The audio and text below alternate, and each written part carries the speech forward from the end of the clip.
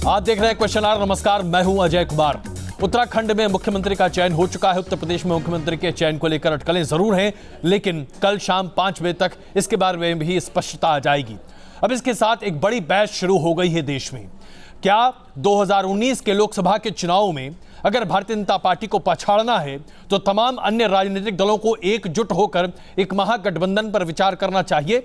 क्या ब्रांड मोदी आज इतना बड़ा बन चुका है कि उसके आगे तमाम अन्य ब्रांड बहुत छोटे या नगण्य दिखाई दे रहे हैं?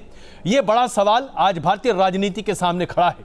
क्या आज 70 का दशक दोबारा दोहराया जा रहा है, जहां एक जमाने में एंटी इंदिरा की पॉलिटिक्स होती थी, तो क्या अब एंटी मोदी की पॉलिटिक्स 2019 तक होती दिखाई देगी? इसी पर करेंगे आज विस्तृत चर्चा। हमारे साथ एक बड़ा पैनल मौजूद होगा कि आखिरकार हमारे देश की राजनीति किस दिशा में जाती दिखाई दे रही है। लेकिन उससे पहले देखिए कैसे तमाम राजनीतिक दल अब धीरे धीरे इस बात को मानने लगे हैं कि अगर बीजेपी के बढ़ते कदम को रोकना है तो आवश्यक है कि एक महागठबंधन की बात की जाए। हिंदुस्तान का सबसे बड़ा लीडर 70 साल के पाप का हिसाब अब देना पड़ेगा। कोई आया है जो पापियों का हिसाब मांग रहा है। यूपी में बीजेपी की जीत का हीरो। पहले ही दिन निकले थे रथ पर, तार के तार ऐसे लटक रहे थे, कांप रहे थे कहीं करंट न लग जाए। उत्तराखंड में रिकॉर्ड जीत का महानायक जो सोने के चम्मच लेकर के पैदा हुए थे, ऐसे लोगों को 27 साल यूपी बेहाल। सत्ता के सेमीफाइनल में प्रधानमंत्री नरेंद्र मोदी न केवल डिस्टिंक्शन के साथ पास हुए हैं, बल्कि ये बात साबित हो चुकी है कि हिंदुस्तान में मोदी की लहर नहीं बल्कि आंधी चल रही है। उन्हें भी पता चलता है ये आंधी नहीं तो क्या है। मोदी की जीत के बाद किस तरह विपक्षी दलों में खलबली मची है वो भी हम आपको दिखाएंगे, लेकिन सबसे पहले राज्यसभा का ये वीडियो देखिए। जब प्रधानमंत्री नरेंद्र मोदी सदन में दाखिल हुए तो किस तरह उनका स्वागत किया गया।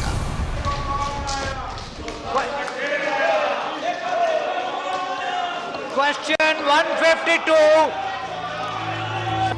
मोदी की इस जीत ने कांग्रेस को सबसे ज्यादा झटका दिया है। पार्टी के भीतर नेतृत्व पर सवाल उठने लगे हैं। साथ ही अब कांग्रेस पार्टी को भी लगने लगा है कि महागठबंधन के अलावा फिलहाल कोई रास्ता नहीं। मोदी जी को रोकने के लिए इस देश में सांप्रदायिक सद्भाव रखने वाले लोग और सांप्रदायिक शक्तियों से लड़ने वाले लोगों की इच्छा शक्ति अगर है तो कौन बड़ी बात है। गठबंधन कम से कम महागठबंधन बनाना चाहिए यदि हमें जनता की जो भावना है जो कि मोदी के खिलाफ है उसका परिवर्तन को इस्तेमाल करते हुए हम सीट के लिहाज से भी जीते। सिर्फ कांग्रेस ही नहीं, करीब करीब पूरा विपक्ष इसी तरह मोदी के इस विजय रथ के आगे कमजोर नजर आ रहा है। विपक्षी दल एकता की बात तो कर रहे हैं, लेकिन इस महागठबंधन का नेता कौन होगा, इस पर अभी से सबके अपने अपने दावे हैं। बिहार का फॉर्मूला ही देश का फॉर्मूला है। महागठबंधन बनाओ और भाजपा को पराजित करो। मैं नीतीश जी को बुरा नहीं कहता, नीतीश जी बहुत अच्छे हैं, लीडर हैं, लेकिन इसका तो कोई चीज तय जो होना है सबको बैठ के तय करना पड़ेगा। शीर्ष नेतृत्व सभी जो है, जो सेकुलर और सोशल जस्टिस वाली ताकत है, मंडलवादी ताकत है, वो कोई न कोई जो है एक अंदर से मंथन कर रहे हैं। उस मंथन का कोई न कोई जो है स्वाभाविक नतीजा निकलेगा। ये मोदी की जीत का ही इफेक्ट है कि विपक्ष महागठबंधन के फॉर्मूले तलाश रहा है, तो बीजेपी गठबंधन भी वार करने में पीछे नहीं। कहावत है, हम कोई कांग्रेस के ऊपर में नहीं कटाक्ष कर रहे हैं, किसी के ऊपर में नहीं कटाक्ष कर रहे हैं, लेकिन एक कहावत है कि 100 लंगड़ा मिला करके एक पहलवान नहीं होता है। जाहिर है मोदी का विजय रथ जिस अंदाज में बढ़ रहा है उसने इंदिरा गांधी के जमाने की याद दिला दी है। ऐसे में सबसे बड़ा सवाल ये है कि क्या जिस तरह मोदी के खिलाफ महागठबंधन की सुगबुगाहट देखी जा रही है वो विपक्ष का आखिरी ब्रह्मास्त्र होगा। मोदी से महामुकाबला महागठबंधन के सिवाय संभव नहीं। कांग्रेस सहित अधिकांश विपक्षी दल इस सच से सामना कर चुके हैं। लेकिन बीजेपी जानती है कि ये महागठबंधन बन भी जाए तो उसे मोदी सरीखे नेतृत्व का अभाव होगा जो आमने सामने का टक्कर दे पाए। वीडियो सतुल राज के साथ मधुरेंद्र कुमार, न्यूज नेशन, दिल्ली। दरअसल आप सोच रहे होंगे कि 2019 के चुनाव तो अभी 2 साल बाद हैं, अभी से इसे लेकर इतनी चर्चा क्यों हो रही है। विषय इसलिए बहुत महत्वपूर्ण बन जाता है कि अगर आप 2012 की बात देखें तो भारतीय जनता पार्टी खुद अपनी और सहयोगियों के साथ 8 राज्यों में सरकार चला रही थी और कांग्रेस अपने और सहयोगियों के साथ 14 राज्यों में सरकार चला रही थी। लेकिन आज 2017 में भारतीय जनता पार्टी खुद अपनी और सहयोगियों के साथ 14 सरकारें चला रही है और कांग्रेस अपने और सहयोगियों के साथ मात्र 6 सरकार। और यहीं पर सवाल खड़ा होता है कि क्या अब गठबंधन या महागठबंधन के अलावा कोई और विकल्प या रास्ता बचता दिखाई देता है। आइए चर्चा शुरू करते हैं भारतीय जनता पार्टी से। वरिष्ठ नेता शहनवाज हुसैन जिस वक्त हमारे साथ हैं, पीएल पुनिया साहब कांग्रेस के वरिष्ठ नेता हमारे साथ हैं, अली अनवर साहब जेडीयू के वरिष्ठ नेता, राकेश सिन्हा जी आरएसएस के थिंकर हमारे साथ हैं, वरिष्ठ पत्रकार एनके सिंह साहब और विनोद अग्निहोत्री जी हमारे साथ हैं। आप सबका स्वागत है। शुरुआत पुनिया जी मैं आप ही से करूंगा। कांग्रेस के कई नेताओं के बयान हैं, चाहे आप सत्यव्रत चतुर्वेदी की बात कर लीजिए, मणिशंकर अय्यर जी का बयान तो बहुत ही स्पष्ट है, अभिषेक मनु सिंघवी ने भी कहा कि बहुत बड़े ड्रास्टिक चेंज की आवश्यकता है। मणिशंकर अय्यर पैरोकारी कर रहे हैं कि अब गठबंधन नहीं किए तो फिर क्या होगा। गठबंधन, क्या इसके अलावा कांग्रेस के पास और कोई रास्ता नहीं है? क्या कांग्रेस अपने आप को फिर से पुरानी वाली कांग्रेस बना पाएगी? देखिए अजय जी, गठबंधन की बात करने वाले नेता वो सिर्फ इस बात का साबित करता है कि कांग्रेस पार्टी में इंटरनल डेमोक्रेसी है, किसी को भी कुछ भी बात कहने का हक है। और गठबंधन देखा जाए तो गठबंधन ऐसी भी चीज़ नहीं कि पहले नहीं हुआ है जी, होता रहा है जी, बिहार में हुआ और बाकी जगह भी जी। और भारतीय जनता पार्टी ने स्वयं गठबंधन करके यहाँ तक पहुँचे हैं और ये चुनाव उत्तर प्रदेश में और बाकी जगह पंजाब में सब जगह तो गठबंधन किया है जी। तो गठबंधन करना कोई बुरी बात नहीं है, जिससे कमजोरी भी नहीं साबित होती है। पुनिया साहब मैं आपकी बात समझ नहीं पा रहा हूं। महागठबंधन बनाने की बात है जी, मैं एक बात मैं समझा रहा हूं जी। जहां तक महागठबंधन करने की बात है जी, अभी तो कोई चर्चा नहीं है, कोई प्रस्ताव नहीं है, कोई विचार विमर्श। अच्छा चलिए, तो फिर मुझे ये बताइए, मुझे ये बताइए पीएल पुनिया साहब, आपने एक तरफ कहा कि गठबंधन, जी हां, इसमें कोई शक नहीं है कि 70 के दशक में कांग्रेस को हराने के लिए सिर्फ एंटी कांग्रेसिज्म की पॉलिटिक्स होती थी। लेकिन आज मणिशंकर जब ये कहते हैं, मणिशंकर अय्यर, कांग्रेस पार्टी को अपनी रणनीति पर दोबारा विचार कर संगठन में बदलाव करने की जरूरत है। राजनीतिक परिदृश्य में रहने के लिए कांग्रेस को बदलना होगा। हमें समावेशी पार्टी की जगह समावेशी गठबंधन बनने की जरूरत है। आपके एक वरिष्ठ नेता इस तरह की बात करते हैं बिना पार्टी से बात किए हुए, क्या यह वाकई में संभव है? नहीं, मैं जिम्मेवारी के साथ कह सकता हूं कि बगैर वरिष्ठ कांग्रेस जनों से, कांग्रेस नेतृत्व से जी बात किए ही मणिशंकर अय्यर जी ने अपनी बात कही है। अच्छा, तो फिर ये बता दीजिए, पूरी तरह से सीपी जोशी जी बहुत करीबी माने जाते रहे हैं राहुल गांधी जी के, उनका बयान है 2019 में कांग्रेस भाजपा के लिए कोई स्थान नहीं छोड़ना चाहती, इसलिए बिहार के तर्ज पर गठबंधन बचाने पर विचार चल रहा है।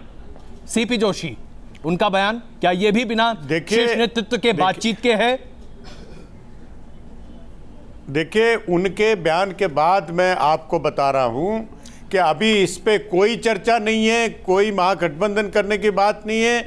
अभी तो इसकी समीक्षा होगी कि जो नतीजे आए हैं वो उसके क्या कारण रहे हैं, जो क्या कमी रही है, उसके बाद फिर बात चलती है। चलिए, यानी कि आप ये स्पष्ट करना चाहते हैं कि महागठबंधन की कोई बातचीत कांग्रेस की तरफ से नहीं है। अली अनवर साहब, जेडीयू के कई नेता महागठबंधन की बात कर रहे हैं, अभी नहीं है। बिल्कुल, और अली अनवर साहब, जेडीयू के कई नेता महागठबंधन की बात कर रहे हैं, यहां तक बात कह रहे हैं कि नीतीश कुमार को भी चेहरा बनाया जाना चाहिए और इसके लिए कांग्रेस से बात करनी चाहिए। तो आप लोग मैंने क्या कहें, बेगानी शादी में अब्दुल्ला दीवाना हो रहा है क्या भाई? अजय जी देखिए, ये हम लोग, ये कोई नई बात नहीं है। आपने देखा 2014 के फौरन बाद जी हम लोगों ने इसकी पहल की और राष्ट्रीय स्तर पर पहल की, बात काफ़ी हद तक बढ़ी, फिर बीच में बात वो अटक गई। हम लोग बिहार के चुनाव सामने था, बिहार में एक हम लोगों ने एक मॉडल दिया जी, और वो बिहार का जो महागठबंधन का मॉडल था वो अच्छी तरह से कामयाब हुआ, और उसके बाद अच्छी खासी चर्चा तब से पूरे देश में रही है जी। अब ये जो अभी जो नई परिस्थिति पैदा हुई है जी, उसमें कोई हम ही लोग नहीं, आप देख रहे हैं तकरीबन सभी विपक्षी दलों में इस तरह का चिंतन और मंथन चल रहा है। कांग्रेस तो एकदम इनकार कर रही है। अभी बोले, अभी आपके सामने पुनिया साहब है, वो कह रहे गठबंधन के बारे में विचार करना तो दूर, अभी तो हमने समीक्षा ही नहीं की है। नहीं, चिंतन मंथन चल रहा है, यही अनवर अली साहब कह रहे हैं, चिंतन मंथन चल रहा है। अजय जी, हम ये कह रहे हैं कि कोई औपचारिक ढंग से इस तरह की कोई हम तो ये ऐसा कुछ क्लेम नहीं कर रहे हैं। मेरा बुनियादी सवाल है कि आप लोग गठबंधन की आवश्यकता महसूस कर रहे हैं? हम लोगों ने दिया है एक ये सिचुएशन का कंपल्सन है। अली अनवर साहब, और हम मैं ये पूछ रहा हूं आप लोगों से कि क्या आप महागठबंधन की आवश्यकता महसूस कर रहे हैं? वो सवाल ये है, पर गौर करेंगी, गौर कर रही होंगी। केसी पांडे जी समाजवादी पार्टी से इस वक्त हमारे साथ जुड़ चुके हैं। पांडे जी, क्या महागठबंधन की तरफ समाजवादी पार्टी विचार कर सकती है? क्योंकि अगर हम अखिलेश यादव जी के उस दिन के बयान को देखें जो 11 तारीख को उन्होंने कहा था कि गठबंधन जारी रहेगा कांग्रेस के साथ, तो क्या महागठबंधन की तरफ आगे बढ़ सकते हैं? क्या बीएसपी और अन्य पार्टियों के साथ मिलकर बीजेपी से लोहा लेने की बात हो सकती है? अब तो अजय जी सबको विचार करना पड़ेगा। जो स्थितियां उत्तर प्रदेश विधानसभा चुनाव में बनी हैं जी, उनके लिए हम समाजवादी पार्टी पहले तो हार की समीक्षा अपने करेगी बैठ करके। हमारी 25 तारीख को राष्ट्रीय कार्यकारिणी की बैठक होने जा रही है, उसके पहले जिला अध्यक्षों की बैठक बुलाई गई है, तो हम समीक्षा करेंगे अपने हार की। और सच्चाई ये है कि सांप्रदायिक और चरमपंथी ताकतों को रोकने के लिए सारी धर्मनिरपेक्ष शक्तियों को एक मंच पर आना पड़ेगा, वक्त की मांग है। नहीं हुआ, चलिए तो इस स्थिति आपने बहुत साफ शब्दों में आपने बातें कही हैं। इसके साथ साथ एक बार की स्पष्टता और कर दीजिए। शिवपाल यादव जी का यह कहना कि ये समाजवादियों की हार नहीं, घमंड की हार है, नेताजी को हराया, हमारा अपमान किया, इसलिए अब चूंकि चुनाव हार चुके हैं तो पार्टी की कमान नेताजी के हाथ में वापस। तो क्या आप नेताजी गठबंधन की बात करेंगे या अखिलेश यादव गठबंधन की बात करेंगे? नहीं, हमारे लिए तो राष्ट्रीय अध्यक्ष माननीय अखिलेश जी है, राष्ट्रीय संरक्षक आदरणीय नेताजी संस्थापक है हमारे, और शिवपाल जी पार्टी के वरिष्ठ नेता हैं। हारे हैं हम जिन कारणों से उनकी समीक्षा करके हम तो सभी लोग चाहेंगे सब लोग एक मंच पर आकर के पार्टी को मजबूत बनाए और भारतीय जनता पार्टी को। तो समाजवादी पार्टी की तरफ से ये कहना है कि तमाम धर्मनिरपेक्ष ताकतों को एकजुट होना चाहिए। शहनवाज हुसैन साहब, सब लोग अब आपके खिलाफ आना चाहते हैं, यानी आपने वाकई में कांग्रेस की जगह ले ली।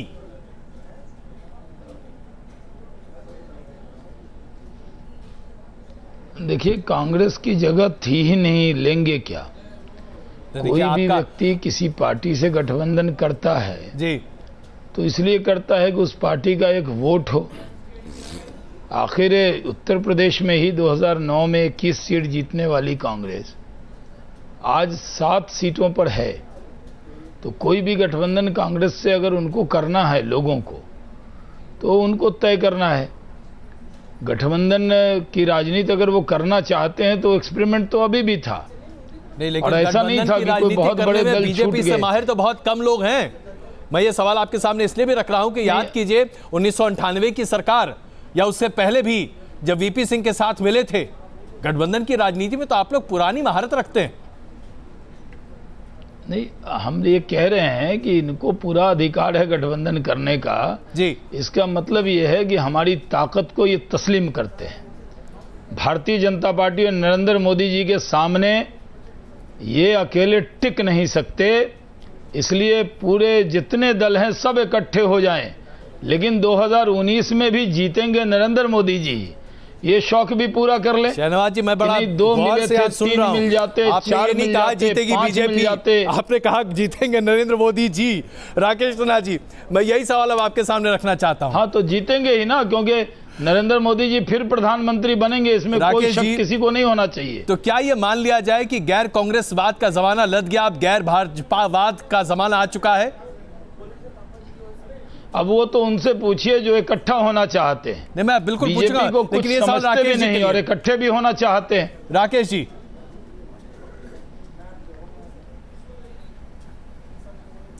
अजय जी, आपने बहुत ही बुनियादी सवाल उठाया, मैं यही बात कहने जा रहा था। देखिए, जो लोग सिर्फ इसे चुनावी परिवर्तन देख रहे हैं वो गलत निष्कर्ष निकालेंगे। यह एक युग का परिवर्तन है। एक युग था जब नेहरू और कांग्रेस की नीतियों के छत के नीचे पूरी राजनीति चलती थी, विपक्ष उसके नीचे रहता था। इसलिए प्रोफेसर रजनी कोठारी ने पूरे पार्टी सिस्टम को कांग्रेस सिस्टम कह दिया था। अब कांग्रेस सिस्टम से इस सैफरन सिस्टम की ओर आया है। देखिए, दो महत्वपूर्ण बातें हुई हैं। मैं कहता हूं सूचना क्रांति ने देश के लोगों में एक नए प्रकार की दृष्टि पैदा की है और नरेंद्र मोदी ने एक मेंटल रिवॉल्यूशन लाने का काम किया। मैं कहता हूं नरेंद्र मोदी को श्रेय जाता है मानसिक क्रांति लाने का। आज मुस्लिम महिलाएं खुलकर वोट दे रही हैं और वोट देकर बाहर कह रही कि हम बीजेपी को वोट दे रहे हैं। जातियों से ऊपर उठकर लोग वोट कर रहे हैं जी। यह सामान्य परिवर्तन नहीं। आज जितनी क्षेत्रीय पार्टियां हैं या तो व्यक्ति आधारित हैं या परिवार आधारित हैं या किसी पहचान पर आधारित हैं। और एक बात मैं कांग्रेस के लिए कहना चाहता हूं, देखिए, कांग्रेस का युग समाप्त हो चुका है। कांग्रेस में सोनिया गांधी, राहुल गांधी की डायनेस्टी को चुनौती मिल रही है और मैं कह रहा हूं कि मणिशंकर अय्यर का बयान सामान्य बयान नहीं है, सत्यव्रत चतुर्वेदी का बयान सामान्य बयान नहीं है। यह कांग्रेस के नेतृत्व के खिलाफ बगावत का वसूल है। जो लोग कांग्रेस का इतिहास बहुत बड़ी बात यहाँ पर कही, इससे पहले कि मैं अपने हमारे साथ जो दोस्त संपादक हैं उनसे ये राय लूं, पुनिया साहब, मुझे लगता है आप इसका जवाब देना चाहेंगे। मैं एक बात ये बात समाप्त कर दूं अजय जी, मैं समाप्त कर दूं एक पंक्ति जी राकेश समाप्त कर दूं अपनी बात एक पंक्ति में। देखिए, शंकर राव देव ने 1949 में 3 भाषण दिए थे जो छपा हुआ है, उसको पढ़ लें। आज शंकर राव देव का भाषण और सत्यव्रत चतुर्वेदी और मणिशंकर अय्यर की बातें, दोनों में एक तारतम्य है। कांग्रेस आज अस्तित्व की लड़ाई लड़ रही है और मुझे लगता है कि इसका अस्तित्व बचाना मेरे लिए मुझे लगता है कठिन है। पुनिया साहब, राकेश सिन्हा जी का मैं आभारी हूं कि वो एक आदर्श के रूप में हमारे नेताओं को देखते हैं, मणिशंकर अय्यर जी को, सत्यव्रत चतुर्वेदी जी को। और इतना अहंकार भी ठीक नहीं है। लोग कहते हैं कि नरेंद्र मोदी जी जीतेंगे, फिर भी नरेंद्र मोदी जी जीतेंगे।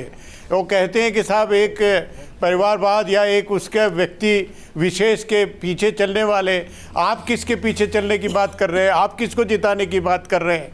ये अहंकार है, इसको छोड़ दीजिए। और आपने स्वयं 2014 ले लीजिए, उसके बाद में जितने चुनाव है, सारे के सारे विचार और संगठन, सारे के सारे संगठन तो तीनों चीजें करके आपने गठबंधन करके चुनाव लड़ा है, हमेशा गठबंधन करके चुनाव लड़ा है। और आज भी जगह जगह पर अब किस तरह के आप दे रहे हैं? आपकी हालत क्या है? जन समर्थन आप गठबंधन में कहां हैं? झूठ बोल रहे हैं साहब, आप हैं कहां? महिलाओं को, मुस्लिम महिलाओं के लिए क्षेत्रीय पार्टियों से दया की भीख मांग रहे हैं अपने अस्तित्व बचाने के लिए।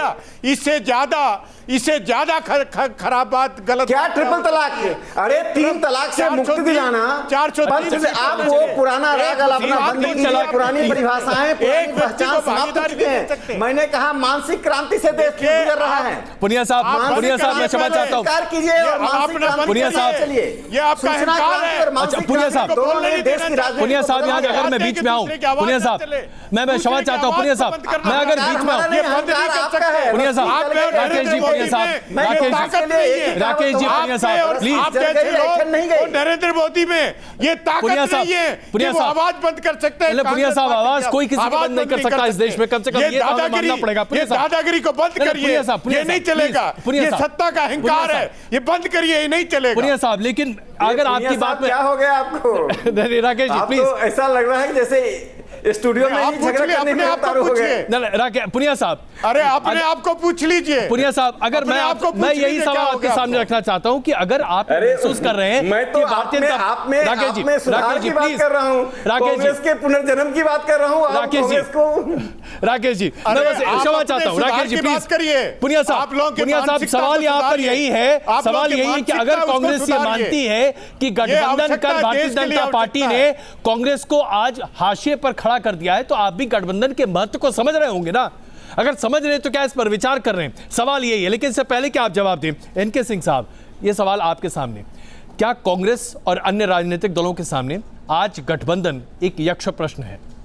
देखिए, बड़ा सिंपल सा है कि अगर आप डेमोग्राफिक वोटिंग पैटर्न देखें तो साफ दिखाई देगा कि इस समय बीजेपी 60% पॉपुलेशन पे राज कर रही है जी। आप 14 राज्य कह रहे हैं, फैक्ट ये है कि 60% पॉपुलेशन पे कांग्रेस सिमट के 8% पे आ गई है जी। देश की सबसे पुरानी पार्टी, 130 साल पुरानी पार्टी। लेकिन एक बात इतिहास भूल जाते हैं हमारे बीजेपी के लोग भी कई बार, शाहनवाज साहब बहुत अच्छा बोलते हैं और बहुत समझदार हैं, वो शायद भूल गए कि इतिहास में ये पहली बार बीजेपी और जनसंघ सबको ले लीजिए, पहली बार हुआ है कि कांग्रेस का वोट परसेंटेज बीजेपी से कम रहा है। ये सिर्फ 2014 में हुआ है। इसके पहले बीजेपी लगातार 1998 में भी कांग्रेस से उसका वोट परसेंटेज नीचे था। जब सरकार में आई थी 25.6% था, जबकि कांग्रेस का 28.7% था। तो ये भूलना नहीं चाहिए कि बदलता है, ये इसमें कोई दो राय नहीं है कि मोदी एक फिनोमिनल लीडर हैं। लेकिन अपोजिशन यूनिटी इंडेक्स जब भी बनाएंगे तो एक प्रॉब्लम उसमें यह आएगी कि कांग्रेस के पास गिरी हालत में भी जब मोदी की सुनामी थी 2014 में तो 12 करोड़ वोट मिले थे, 18.6% वोट थे जी। लिहाजा वो सबसे बड़ी पार्टी आज भी है। अब मुश्किल ये है कि अगर आप कोई और चेहरा लाते हैं, मान लीजिए नीतीश का लाते हैं, तो कांग्रेस जो इतनी बड़ी पार्टी है क्या वो एक्सेप्टेबल होंगे?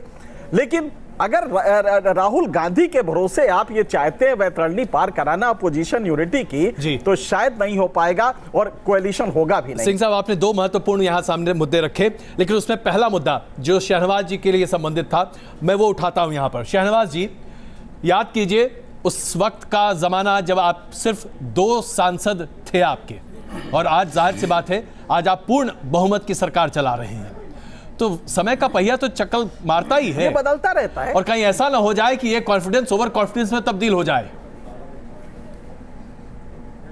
नहीं, ओवर कॉन्फिडेंस में नहीं होगा। जो हमारे विपक्षी हैं, हमारे जीत पर भी हमें इतनी गालियां देंगे कि जनता उनको वोट के जरिए करारा जवाब देती रहेगी। अभी तो हमारे मुख्यमंत्री कल उत्तराखंड में ओथ ले रहे हैं, उसके बाद तो यानी आपको गालियों पर भरोसा है? लिया, गोवा में लिया।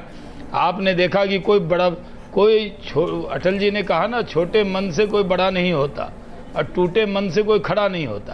तो न तो इन लोगों का मन बड़ा हो रहा है, न इनका मन भी टूटा हुआ है।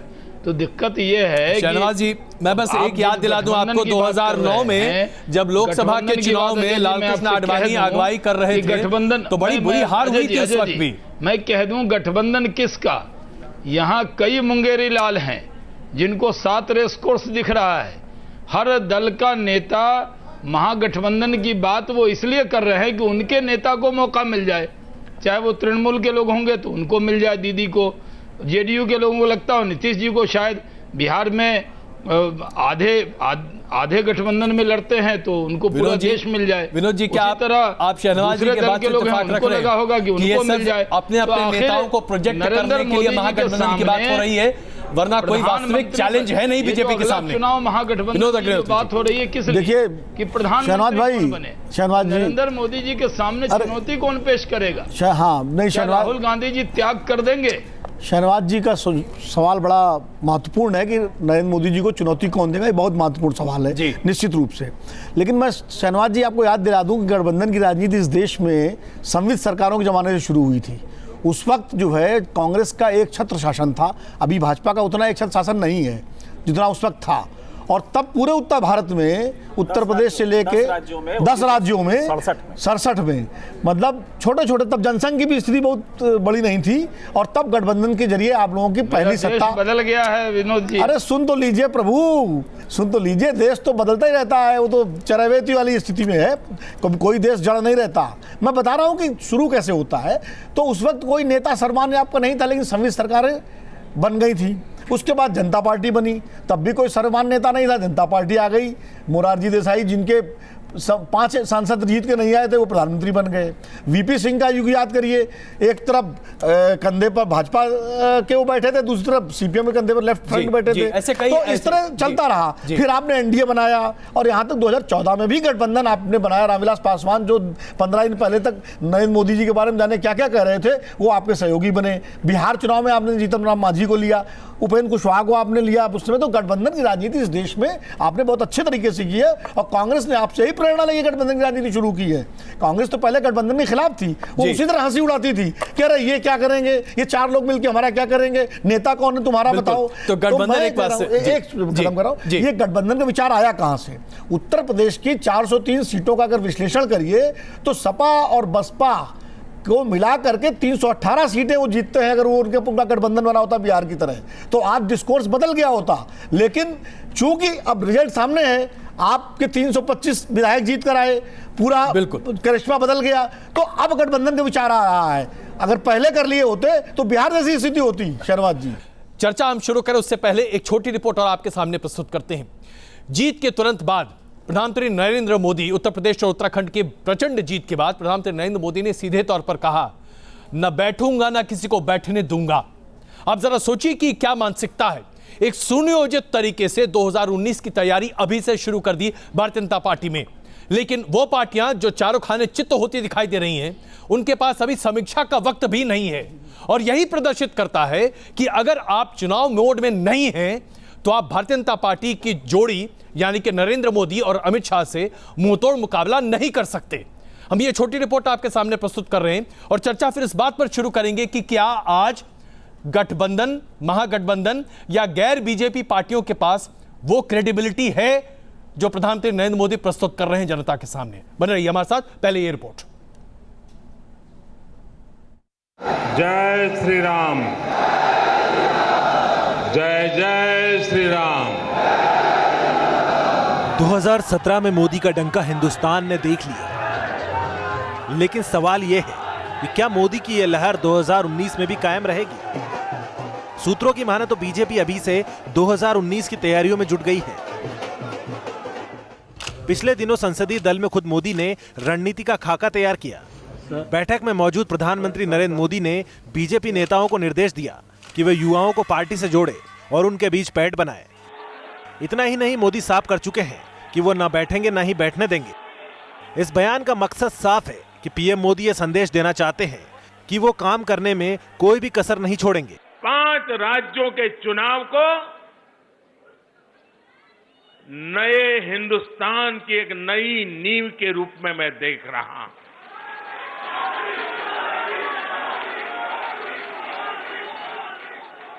न्यू इंडिया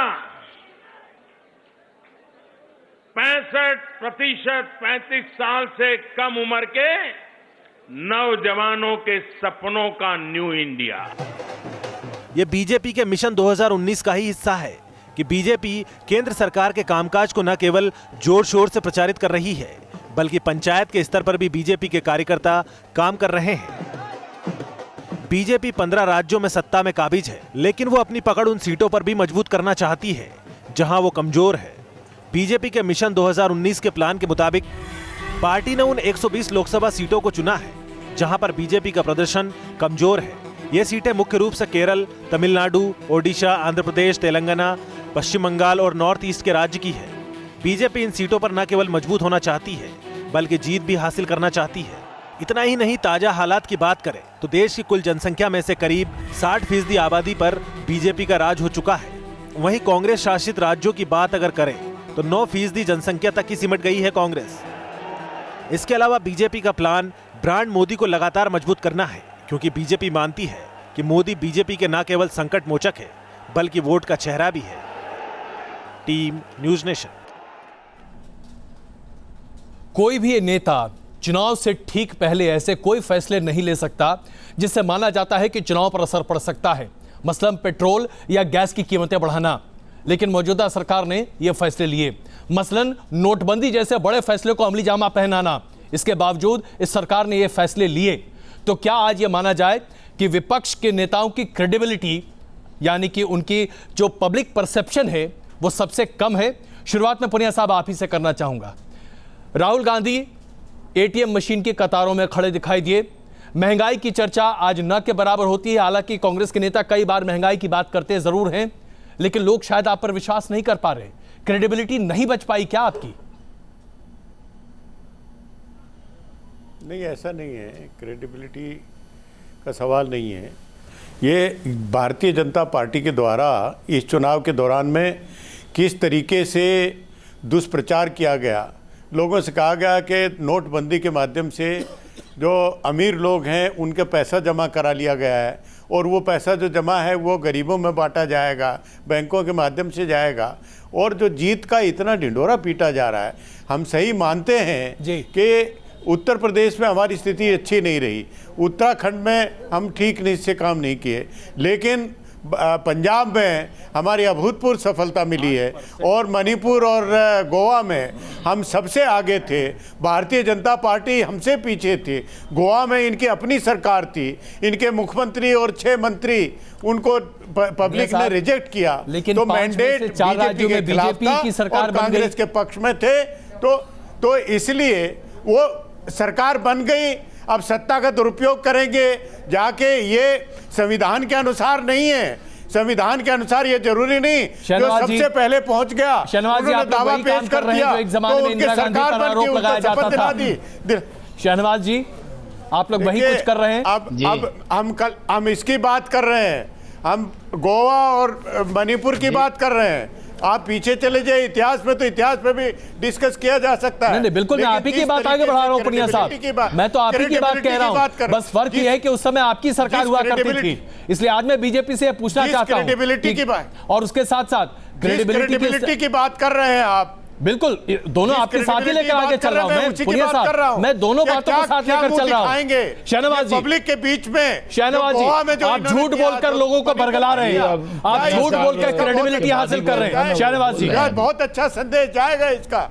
किस क्रेडिबिलिटी की बात कर रहे हैं शहनवाज जी? देखिए, कांग्रेस के जो गोवा के एमएलए हैं उनका बयान आप दिखा दें।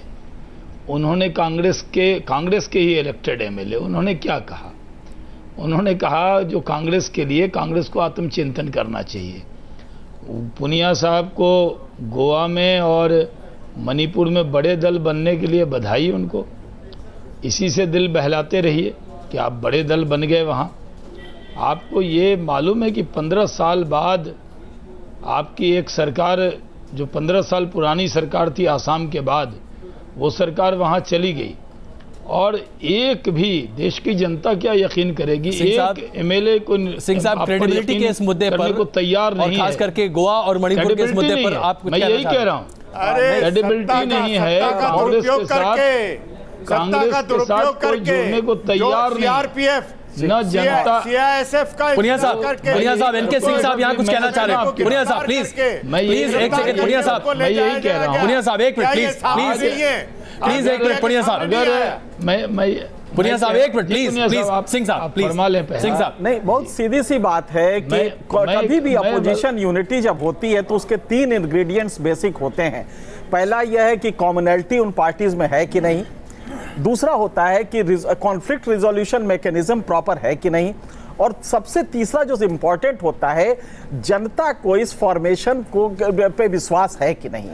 अगर ये बनता है फॉर्मेशन, अपोजिशन यूनिटी हो पाती है तो उसमें सबसे बड़ी बात आएगी कि आपस में ही लीडर ये कैसे गवारा होगा। राहुल गांधी जिस तरह से कंडक्ट कर रहे हैं उससे बिल्कुल पार्टी का भला नहीं हो रहा है, अपोजिशन का भला नहीं हो रहा। और ये चिंता की बात इसलिए है कि आज अपोजिशन इमेसिएटेड है, बहुत कमजोर हो गया है, जो प्रजातंत्र के लिए अच्छा नहीं है। आप देखें, मोदी जी कल आते हैं, जीत के आते हैं और 2019 की तैयारी शुरू हो जाती है। बिल्कुल आप देख रहे हैं कि किस तरह जो एजेंडा दिया है अपने पार्टी वर्कर्स को, ये तो राहुल गांधी को करना था। लेकिन मुझे लगता है कि जब तक लीडरशिप कांग्रेस की चेंज नहीं होगी, चीजें बदलने नहीं जा रही है। और नीतीश को अगर आप लाते हैं तो दूसरा मूड क्वेश्चन होगा कि नीतीश क्या सर्वमान्य लीडर होंगे। कांग्रेस का बेस तमिलनाडु में भी थोड़ा बहुत है, लेकिन नीतीश का नहीं है। तो ये जो दिक्कतें आएंगी, क्रेडिबिलिटी जो पब्लिक में होनी चाहिए, वो मुझे लगता है फिर से एक बार इनको देखना पुनिया साहब, एक छोटा सा जवाब आपका, क्योंकि राहुल गांधी पर एक बड़ा सवाल अभी सिंह साहब ने खड़ा किया, और फिर मैं अली अनवर साहब आपके पास आ रहा हूं।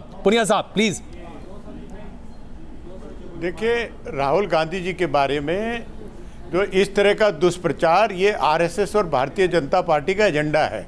वो दिखाना चाहते हैं, लेकिन एनके सिंह साहब ना तो आरएसएस से जुड़े हैं और ना ही संघ परिवार से उनका अभी तक कोई संबंध है। कम से कम हम लोग तो नहीं जानते। मैं इनकी नहीं बात, जो दुष्प्रचार है, दुष्प्रचार वो ये भी सुनते हैं, एनके सिंह साहब भी सुनते हैं उसको, एनके सिंह साहब भी सुनते हैं, अग्निहोत्री जी भी सुनते हैं। तो वो उसी का नतीजा है। तो आप ये कह रहे हैं कि तमाम वरिष्ठ संपादक आज संघ परिवार के तथाकथित तौर पर दुष्प्रचार से प्रभावित हो रहे हैं, उनकी मानसिकता तब्दील हो जा रही है, गरीबों से मिलते हैं, सब जगह मिलते हैं। क्या कोई नेता है? ये हमने आप ही लोगों की बात कही है, जो चीजें आप लोग नहीं कह पा रहे हैं वो हम कह रहे हैं, बस इतना ही अंतर है। अपनी बात कह दूं, क्या हिंदुस्तान में कोई ऐसा नेता है जो अगर सुसाइड करता है कोई किसान, उनके घर जाते हैं, पैदल यात्रा करते हैं, जगह जगह पे जाते हैं, सब जगह जाते हैं, घूमते हैं, राकेश जी गरीबों में, आपके 10 सेकंड अब शुरू होते हैं। राकेश जी, मैंने नेता नहीं देखा राहुल गांधी जी को छोड़ के जो इस तरह से जनता के बीच में रहता हो,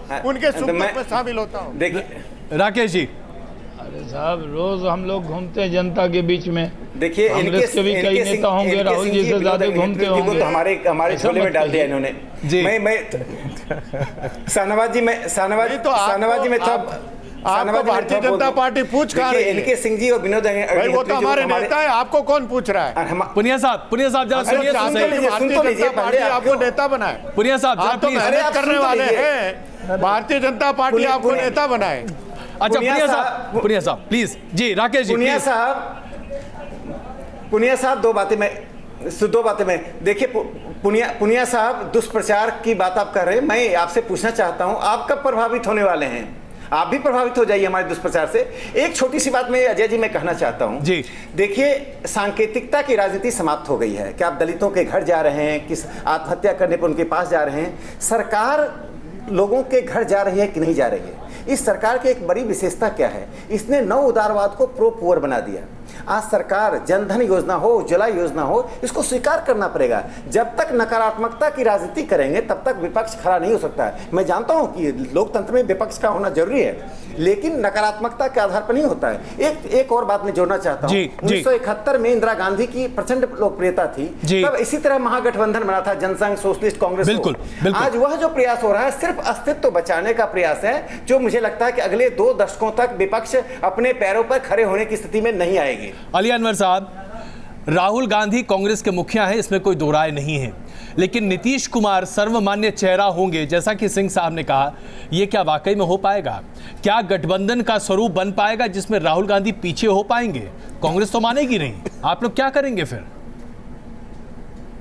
देखिए अजय जी, एक जो परसेप्शन क्रिएट किया जा रहा है, मिथ बनाने की कोशिश हो रही है जी, कि अब 2019 तक कोई विकल्प नहीं है मोदी जी का जी, तो इसी तरह की बातें बिहार चुनाव के समय भी हो रही थी।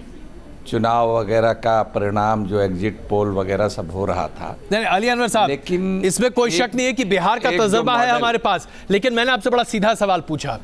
राहुल गांधी के रहते क्या नीतीश कुमार जी, क्या ममता बनर्जी जी, अरविंद केजरीवाल जी, ये नेता वाकई में गठबंधन के नेतृत्व के तौर पर सामने आ सकेंगे? क्या ये संभव हो पाएगा? कांग्रेस तो नहीं मानेगी। बाकी सारी पार्टियां जो होंगी वो रीजनल पार्टियां हैं, और कांग्रेस 12 करोड़ वोट लेके सबसे बड़ी पार्टी, राष्ट्रीय पार्टी है। बिहार से गठबंधन की राजनीति आगे कहां बढ़ी? अली अनवर साहब ये बताइए, बिहार में ही संभालना मुश्किल हो रहा है। रघुवंश बाबू रोज बयान दे रहे हैं। देखिए, अब ऐसे तो सिंह साहब देखिए, तो शिवसेना और बीजेपी में क्या चल रहा है, कम से कम उतना तो नहीं चल रहा है। वहां पे तो शिवसेना को बता दिया गया, शिवसेना को तो बता दिया गया अली अनवर साहब कि उनकी जगह कहां है। अब शिवसेना कुछ खास कर नहीं पाएगी, ये तो हम सब जानते हैं, लेकिन आप सिर्फ इतना बता दीजिए कि राहुल गांधी के रहते क्या जो 3 नाम हमने लिए हैं, जिसमें कि नीतीश कुमार जी का नाम भी है, क्या ये सामने आ पाएंगे?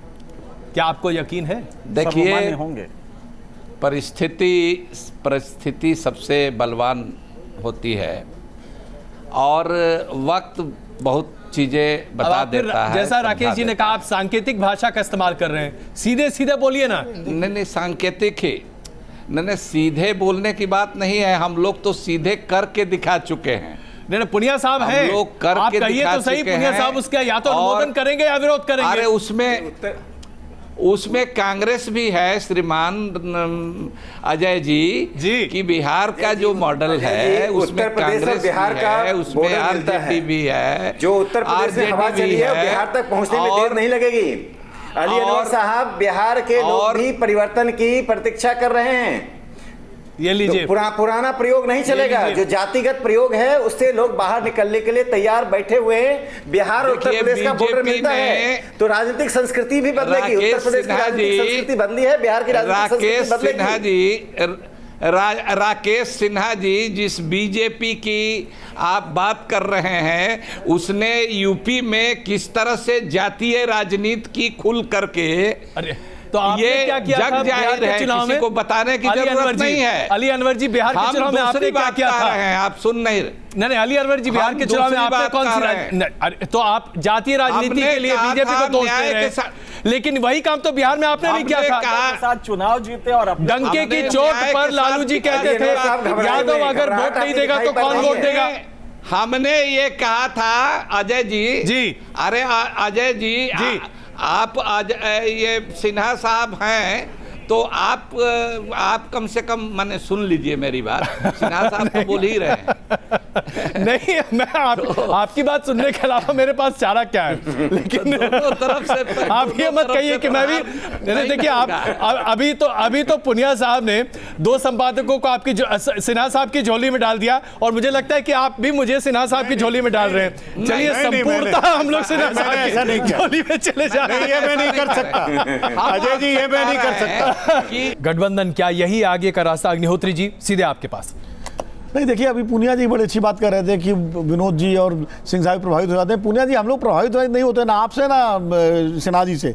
बात यह है कि 2014 में भारतीय जनता पार्टी नहीं, मेरी बात सुन लीजिए। भारतीय जनता पार्टी 2014 में चुनाव जीतती है, 337 उसके सांसद चुन के आते हैं एनडीए के। उसके बाद उस सारे उन पदाधिकारियों को बदल देती है जिन्होंने चुनाव जितवाया था। कांग्रेस पार्टी ने आज तक अपने एक पदाधिकारी नहीं बदले जो हारने के बाद वो 44 पे आ गई। अभी उत्तर प्रदेश चुनाव के बाद मायावती प्रेस कॉन्फ्रेंस करती हैं, अखिलेश यादव प्रेस कॉन्फ्रेंस करते हैं, अमित शाह जी प्रेस कॉन्फ्रेंस करते हैं, और आपके कौन करते हैं? सुरजेवाला जी शाम को 6 बजे। भाई, आपके नेता को आप 2 स्टेट में आगे थे, 1 स्टेट में सरकार बनाई। तो ये राजनीति में आक्रामकता, ये कोई संघ रोक रहा था क्या आपको इसके लिए, या बीजेपी रोक रही थी? ये तो आपके नेतृत्व की जो है क्षमता और उसकी आक्रामकता के पर सवाल है ना। ये बात कही गई। और गठबंधन पर 1 मिनट में बोल दूं कि गठबंधन बनेगा तब जब सड़क पर पहले एकता होगी, संघर्ष की और मुद्दों की। अदरवाइज गठबंधन खाली 2 दलों के मिलने से नहीं बनता। पुनिया साहब, बहुत छोटा जवाब मेरे पास, बस 30 सेकंड है।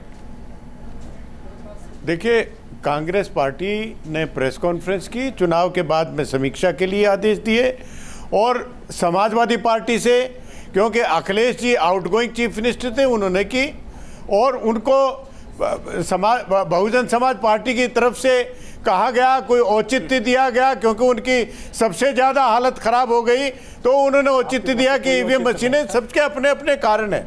हमने सहर्ष स्वीकार किया कि हमारी जो हार हुई है, और भारतीय जनता पार्टी को हमने बताई थी, इसके अलावा एक पार्टी और क्या कर सकती है? आपके पास रास्ता क्या था? लेकिन बात वही आ जाती है कि क्या नेतृत्वहीनता आपके लिए सबसे बड़ी चुनौती है? एक बहुत संक्षेप में जवाब। नहीं, सिर्फ शहनवाज जी, सिर्फ 30 सेकंड। क्या आज आपको लगता है कि मोदी जी के सामने कोई नहीं खड़ा हो सकता, और शायद 19 में भी नहीं?